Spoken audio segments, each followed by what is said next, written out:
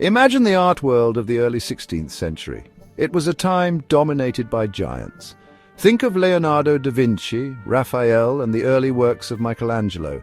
This was the High Renaissance, a period defined by perfect harmony, classical balance, and idealized beauty. Everything felt serene, logical, and almost divinely ordered.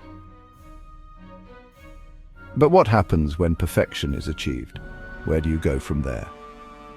For a new generation of artists rising in the 1520s, especially in the bustling centers of Florence and Rome, the answer was not to imitate, but to innovate. They chose to rebel, not with anger, but with an almost theatrical flair and a self-conscious style. This was the birth of Mannerism. This new movement, which flourished from roughly 1520 until the end of the century, was a direct response to the High Renaissance. The very name Mannerism comes from the Italian word maniera, meaning style or manner.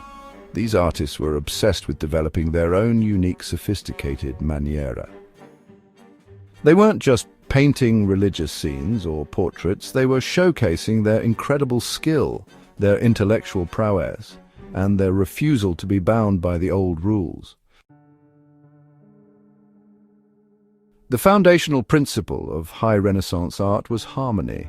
Look at Raphael's School of Athens. It is a masterpiece of balance, with figures arranged in a clear, symmetrical, and deeply logical space.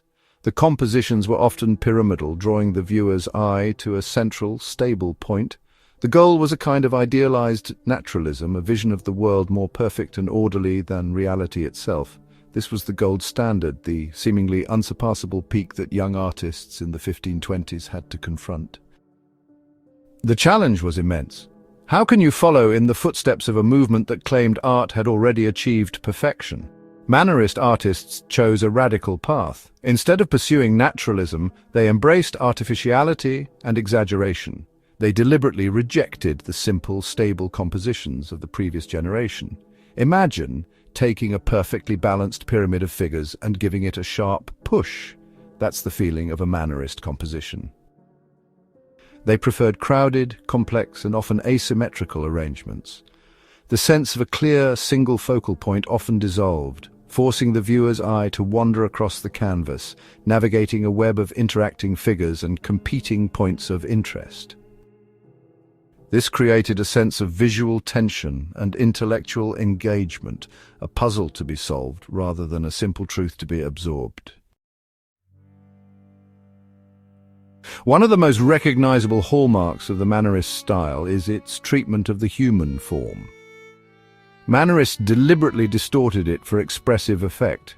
They stretched and elongated figures, giving them impossibly long necks and slender torsos. This is perfectly captured in Parmigianino's Madonna with the long neck. Another key feature was the figura serpentinata, a twisting pose creating dynamic energy. In Pontormo's Deposition from the Cross, figures float in a void, their bodies tangled in a vortex of grief, creating a powerful sense of emotional turmoil.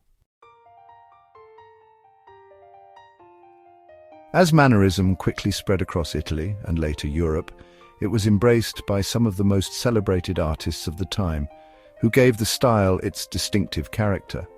In Florence, artists like Jacopo da Pontormo and Rosso Fiorentino were pioneers, pushing the boundaries of color and composition to create works of startling emotional intensity.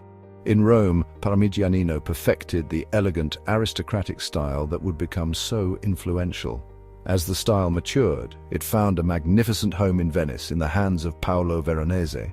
His monumental painting, The Wedding Feast at Cana, is a breathtaking spectacle of Mannerist principles on a grand scale.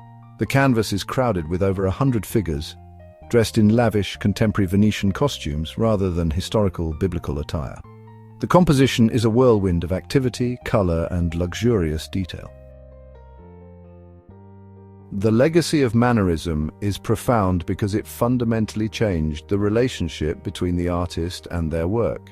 It championed the idea that art could be primarily about art itself, about style, imagination, and the personal vision of the creator.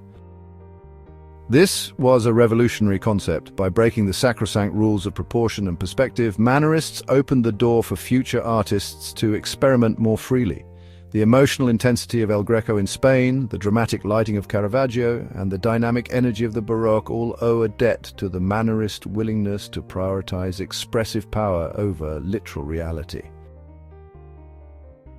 What are your thoughts on this fascinating and often misunderstood movement? Please subscribe to our channel and leave a comment with your opinions.